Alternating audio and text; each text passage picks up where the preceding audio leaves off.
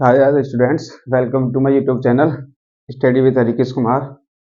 तो आइए आज हम करने वाले हैं क्लास 12 के लिए जो इम्पोर्टेंट टॉपिक्स हैं फिजिक्स के लिए। जो आपका आने वाला जो पेपर है फिजिक्स का, उसके लिए जो इम्पोर्टेंट टॉपिक्स हैं उसको हम करने वाले हैं। सबसे पहले इम्पोर्टेंट टॉपिक है उसमें कूलॉम का नियम क्या होता है। ठीक है, हम राइट ना? तो पहले उसी को देखेंगे, आ जाइए। तो पहले डालो कूलॉम का नियम। कूलॉम का नियम। अच्छा, कूलॉम्स लॉ क्या होता है? कूलॉम्स लॉ, इसमें होता क्या है बेसिकली कि कूलॉम ने बताया था चार्ज के बारे में, चार्ज पार्टिकल। जैसे हमारे पास सपोज डेट मैं अभी बता देता हूँ आपको। हमारे पास कोई दो रेस्ट चार्ज हैं, ओके। जैसे एक मैं मान लेता हूँ ये Q1 है और एक मैं मान लेता हूँ ये Q2 है, ओके ब्रो। तो ये दो मान लेता हूँ, ओके। अच्छा, इनके जो बीच की जो डिस्टेंस है उसको मैं कुछ अज्यूम कर लूँ, ओके। जैसे मैंने ये मान ली R, ठीक है। ये Q1 है, ये Q2 है, उनकी बीच की दोनों की डिस्टेंस कितनी है हमारी? R मान ली मैंने, ओके। तो अब उसने बताया था कि इनके बीच में, इन दोनों चार्जेस के बीच में कितना इलेक्ट्रिक फोर्स लगेगा, कितना इलेक्ट्रिक फोर्स लगेगा। समझ में आया? तो वो बताया था कूलॉम ने सबसे पहले। तो उसने क्या बताया था कि जो इलेक्ट्रिक फोर्स होगा ना, इलेक्ट्रिक फोर्स का मतलब विद्युत बल जो होगा, जो इनके बीच में जो लगने वाला फोर्स होगा ना, इनके मध्य लगने वाला फोर्स होगा जो इन दोनों आवेशों के तो मल्टीपल के प्रपोर्शनल होगा, ओके। मतलब दोनों आवेशों का मल्टीप्लाई के प्रपोर्शनल होगा। इसका मतलब क्या है कि हम आवेशों की वैल्यू बढ़ाएंगे, आवेशों के मल्टीप्लाई की वैल्यू बढ़ाएंगे तो फोर्स की वैल्यू भी बढ़ेगी। समझ में आया? अगर मैं आवेशों की मल्टीप्लाई की वैल्यू घटाता हूं तो फोर्स की वैल्यू भी घटेगी दोनों के मध्य। समझ में आया? ठीक है, इसको मान लेता हूं मैं पहली इक्वेशन। दूसरी इक्वेशन क्या बताया था उसने कि इस दूरी देखो, ये तो बता दिया कि आवेशों पर कैसे डिपेंड करता है। अब ये बताया था कि डिस्टेंस पे भी कैसे डिपेंड करता है, तो डिस्टेंस का देख लेते हैं।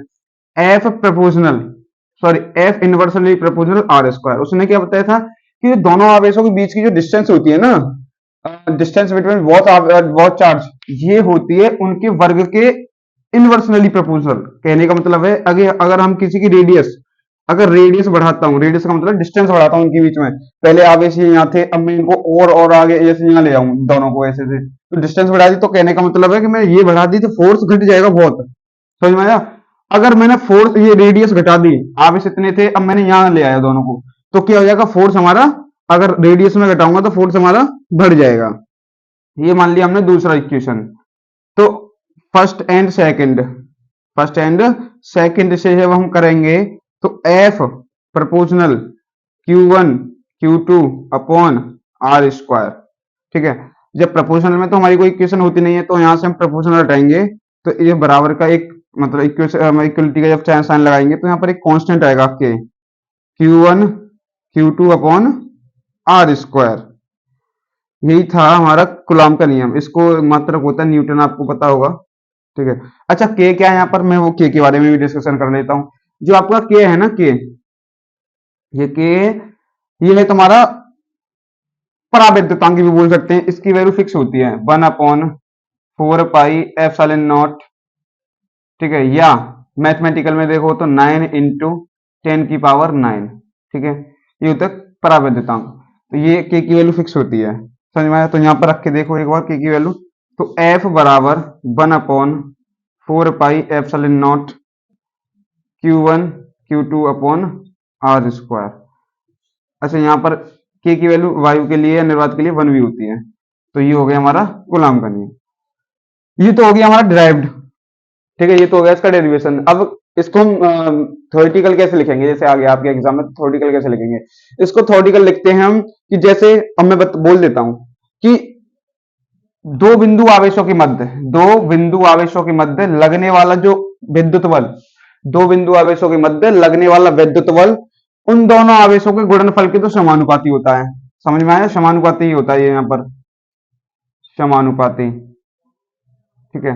तथा उन दोनों आवेशों के बीच की जो दूरी होती है ना, उसके वर्ग का क्या होता है? व्युत्क्रमानुपाती होता है। वर्ग का व्युत्क्रमानुपाती होता है, ठीक है। यही कूलॉम ने बताया था। तो ये आई होप आपको समझ में आया होगा, ठीक है। तो इसको देखो, यहाँ पर डिस्टेंस तो स्पेस है नहीं है, तो अगर इसको मैं जैसे मैंने अभी तो इसका ड्राइव डेरिवेशन बताया, ठीक है। डेरिवेशन कैसे होता है, अब मैं इसकी वो भी बता देता हूँ। मैं थ्योरी कैसे लिखनी है मैं वैसे ही बता दे रहा हूँ, आप लिख लेना। जैसे मैंने बता दिया, जैसे अभी जैसे कूलाम के अनुसार किन्हीं दो बिंदु आवेशों के मध्य लगने वाला विद्युत बल उन दोनों आवेशों के गुणनफल के समानुपाती होता है, ठीक है। तथा बीच की दूरी के या आवेशों के मध्य की दूरी के वर्ग के व्युत्क्रमानुपाती होता है। इस नियम को ही कूलाम का नियम कहते हैं। कूलाम ने यही बताया था। तो आई होप आपको समझ में आया होगा, ठीक है। तो अगर आपको समझ में आया हो तो सपोर्ट जरूर कीजिएगा। तो जल्दी से इसको नोट डाउन करो।